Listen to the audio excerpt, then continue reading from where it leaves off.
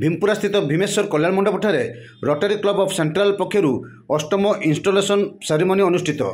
Rotary Club of Baleswar Central पक्षर रविवार पूर्वाह्न 11:30 समय अष्टम इन्स्टलेशन सेरेमनी अनुष्ठित हो। मुख्य अतिथि भाव डिस्ट्रिक्ट गवर्नर जाज्ञाशीष महापात्र, मुख्य वक्ता भाव वरिष्ठ वैज्ञानिक नीलाद्रि राय, असिस्टेंट गवर्नर कुमार गोपाल, सभापति जयंत राणा, संपादक गौरहरी मल्लिक प्रमुख जोगदे 2023-24 वर्षर कर सेवा कार्य संपर्क में वक्तव्य कही।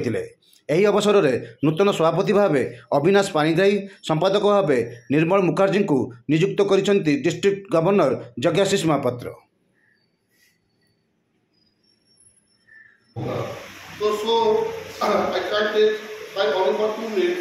To accept project for our RI period 2024-25. You all know our Rotary year start from 1st July 2024 and end as 30th June 2025. On the July 2024, we are already did a general body meeting and a board meeting.